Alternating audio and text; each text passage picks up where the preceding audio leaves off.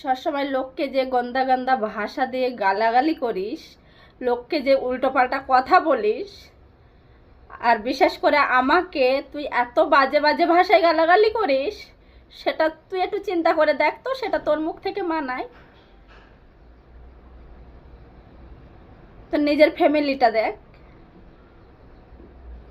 তুই নিজেকে নিজে দেখ।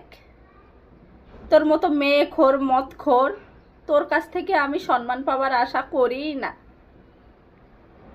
যারা সম্মান দেওয়ার এমনিতেই আমাকে দেখে দেবে, ভালোভাবে কথা বলবে। মানুষের কাছে অনেক ভালোবাসা পেয়েছি, তোর মতো কুত্তাকে কেউ পুছতেও নেয় না। কার কাছে তুই ভালো হয়ে দেখাতে পেরেছিস আমাকে একটু বলতো? কারোর কাছে তুই যদি 6টা মাস ভালো থাকতে পেরেছিস,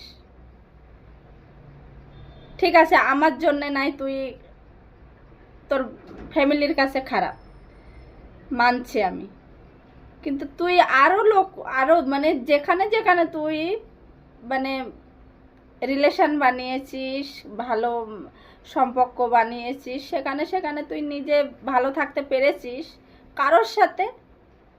কারণ তুই একটা স্বার্থপর ছেলে। তুই নিজের স্বার্থ ফুরিয়ে গেলে তুই কাউকে চিনিস না,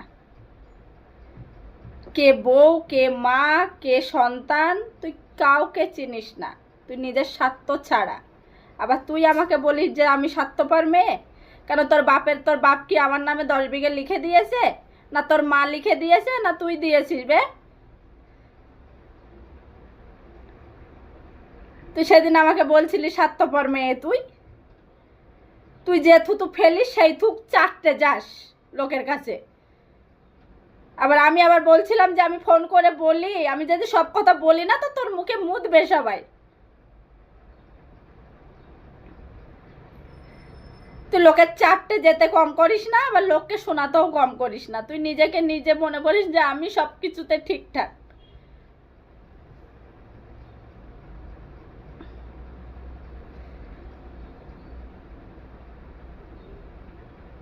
তুই মেয়ে ছেলের গায়ে হাত তুলে নিজেকে বিশাল কিছু মনে করছিস?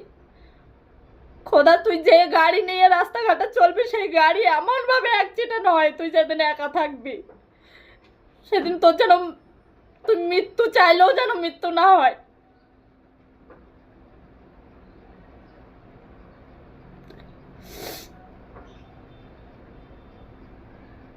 এমনি কষ্ট কথা বার হয় না মুখ দিয়ে, এরকম কথা বার হয় না বন্ধুরা। কাল থেকে না খেয়ে আছি।